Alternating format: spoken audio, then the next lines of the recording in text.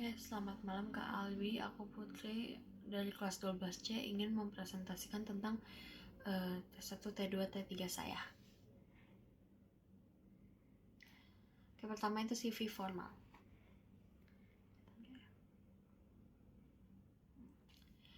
Untuk CV formal, biasanya CV formal itu merupakan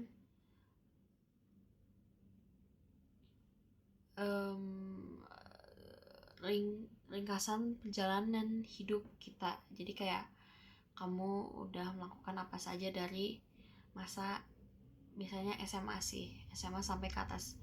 Nah, di sini aku berandai-andai sebagai ilustrator atau animator.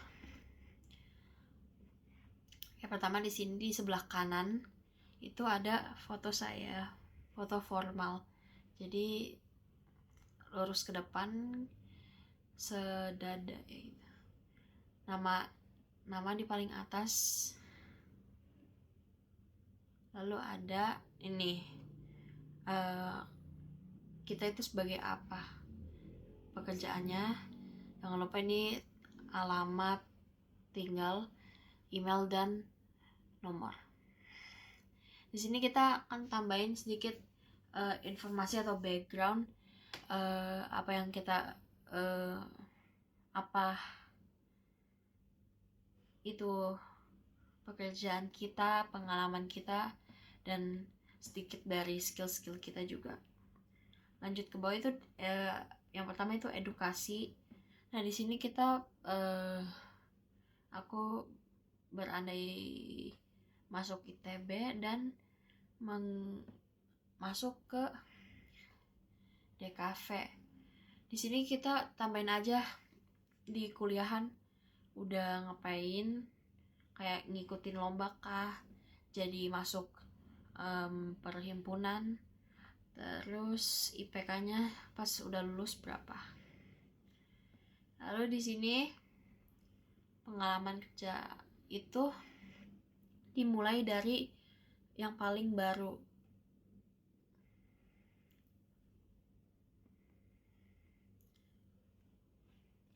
Dimulai dari yang baru yaitu di misalnya ini 2021 sampai 2023.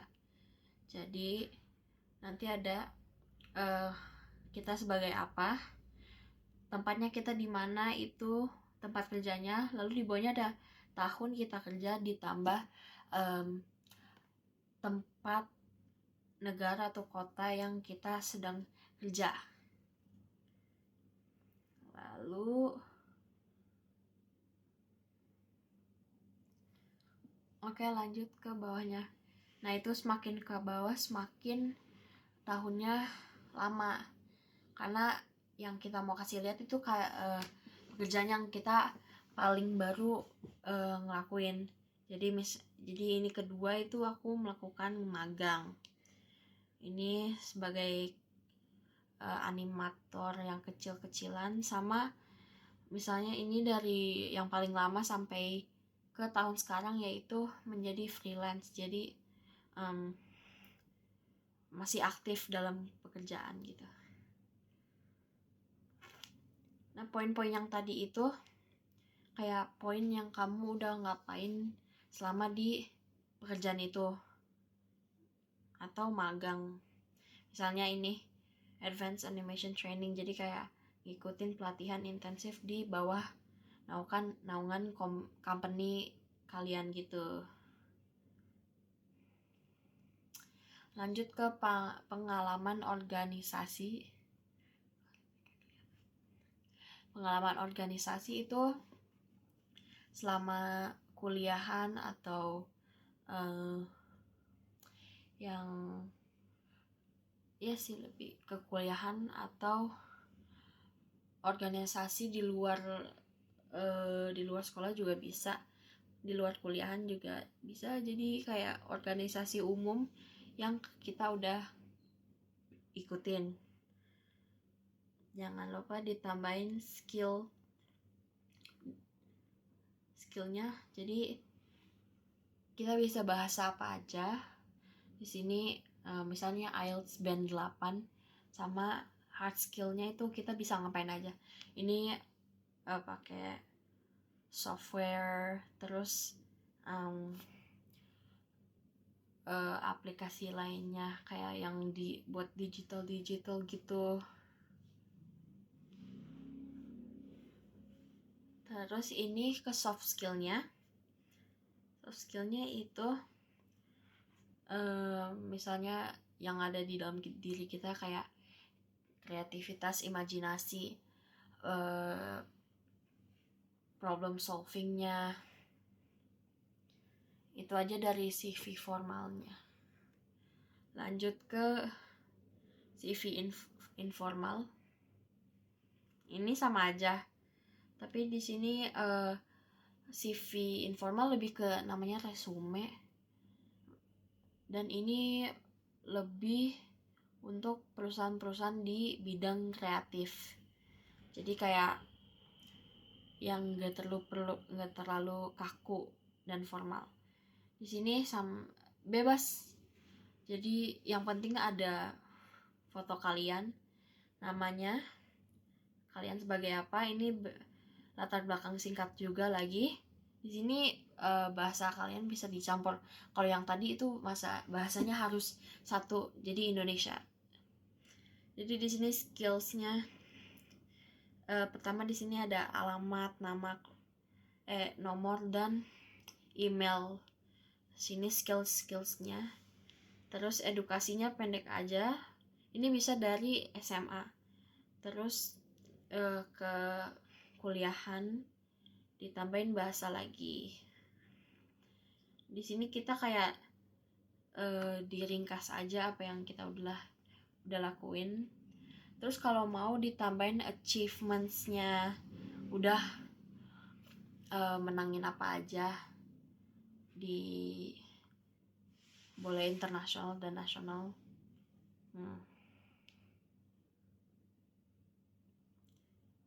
Ini isinya sama aja. Kayak kita masuk ke T2 itu semiotika. Nah, kalau semiotika itu apa sih? Jadi semiotika atau yang suka disebut sebagai semiologi juga merupakan pendekatan atau cara metode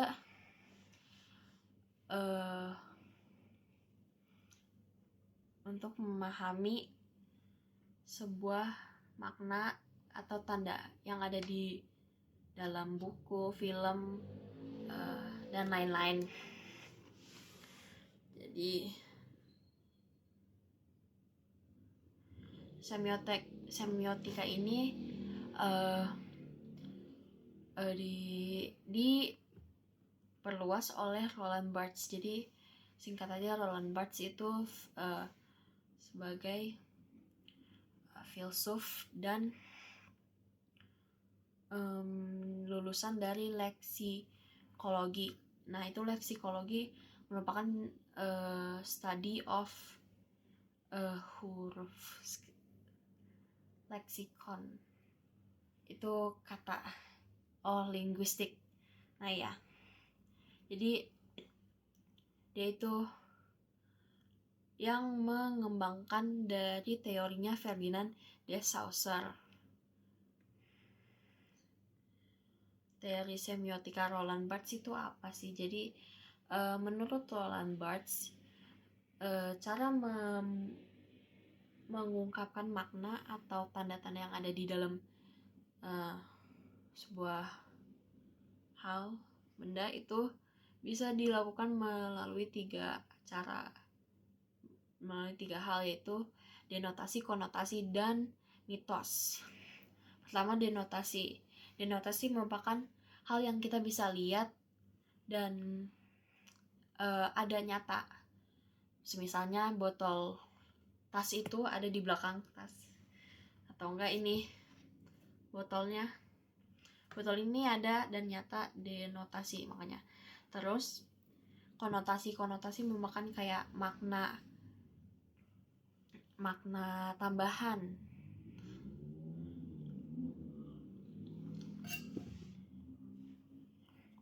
Jadi kalau misalnya botol ini nyata, makna tambahannya itu misalnya botol ini kotor. Lalu mitosnya, kalau misalnya mitos memakan kayak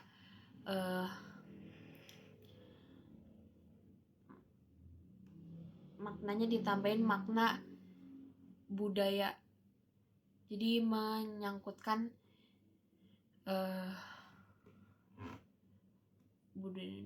menyatukan makna budaya atau ideologi. Jadi makna yang pertama itu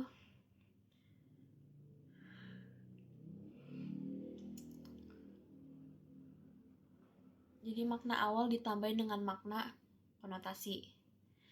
Jadi semisalnya botol ini kan ada nyata, ditambah kalau misalnya dalamnya kotor, berarti botol ini kotor konotasinya.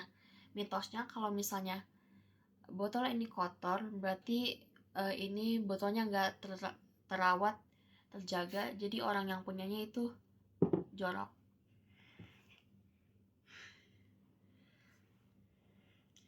Nah ini analisa seri sore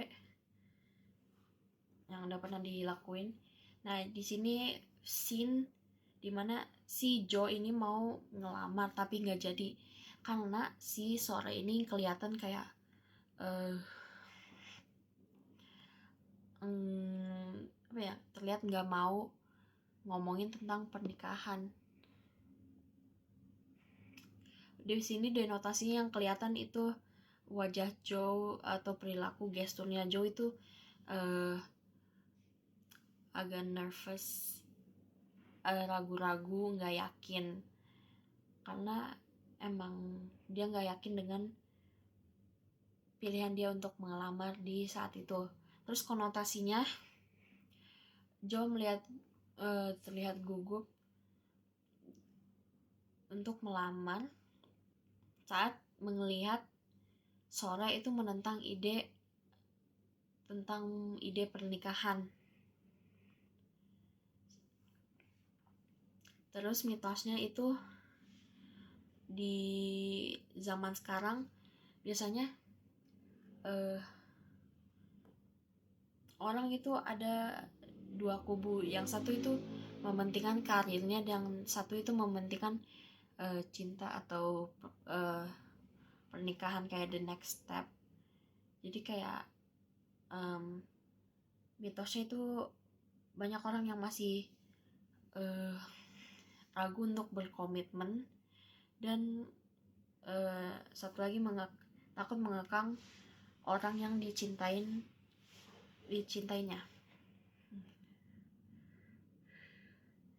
Terus masuk ke semiotika Ferdinand de Saussure.